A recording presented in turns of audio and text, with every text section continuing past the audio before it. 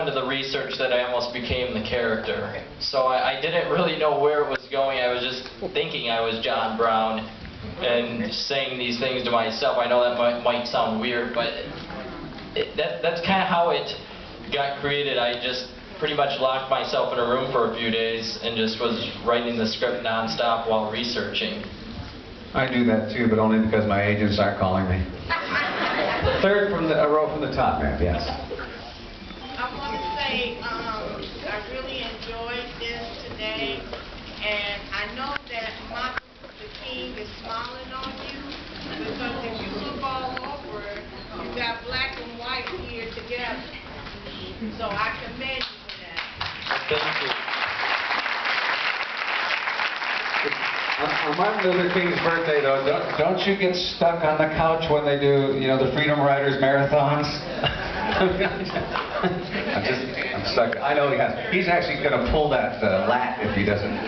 If I don't give him an opportunity to speak. Yes, sir. Okay, I just wanted to say that the film was great, but I also want to have a question for Kim or Carol.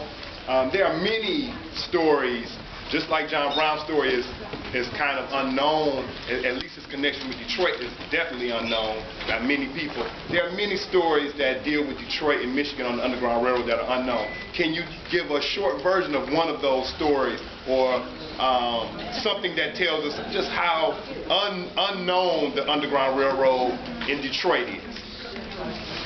Would you like to hear mine? Yes. Is that why you asked? Yes. Is this a setup? I sort of kind of think so. I am proudly a fifth-generation Underground Railroad descendant.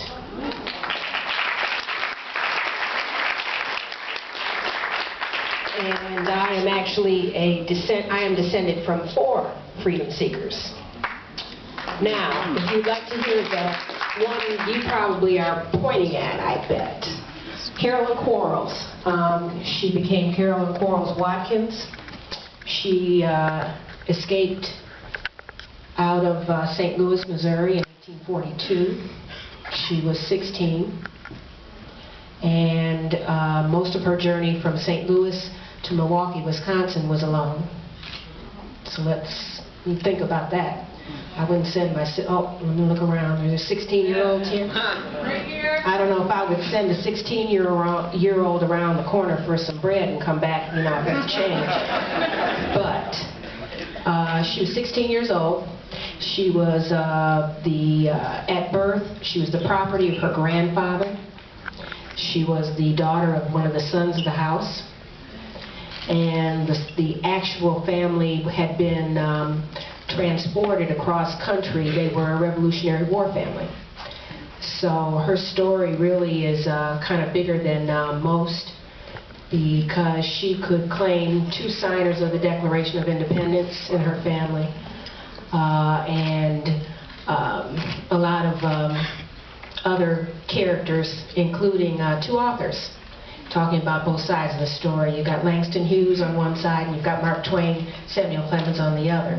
But she was, it took her from July of 1842 till October of 1842 to arrive here safely, having been most of her journey helped along her road by a conductor by the name of Lyman Goodnow out of Wisconsin. And she arrived in October of 1842, having been chased all the way across country, 1,000 miles. Meeting all kinds of people along the road. She was called the Pretty One, and actually there are archives here in the museum that actually talk about her journey. You can actually Google her journey and Google a lot about her. But she married a man when she got to Windsor safely, who had been here 11 years prior to her. So the family's been here 183 years. We've seen a lot.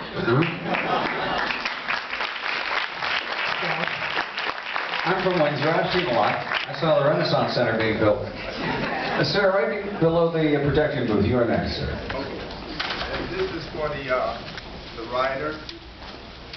The title is very thought-provoking, Madman or Martyr. And throughout it was highlighted a lot that John Brown was a Christian, motivated by Christian Principles? convictions, principles. And then it was also stated that President Douglas wouldn't even die for the cause. So, do you think he was a madman or a martyr? And do you think that he ain't justified to me? He was definitely both. You see all these photos where he looks vicious and violent, and yeah, you could classify him as a madman for that. But if I really had to choose a side, definitely a martyr. I mean, he was very religious. He wasn't the one that committed this violence, but his people were. And he stood up for what he believed and sacrificed his life for this cause. So I'd have to go with a martyr. So that the end justified to me. Yes. And that's a great example for struggles today. Boy, this debate could go on till 3 a.m. Let me just add something, because there was a statement made about divine providence. When I got an email and a very polite call from Luke asking would I be interested in speaking on film for him. And the subject was John Brown. How things do, destiny does kind of take turns, and he wouldn't have had any idea. But that same family, the Quarles family, cousin to Caroline, his name was Louis Sheridan Leary, and I don't know how many of you know the story of Harper's Ferry and who was with Mr. Brown.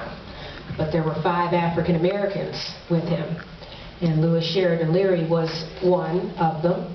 He was shot in the back and he died 10 days after Harper's Ferry. But that was Caroline's cousin.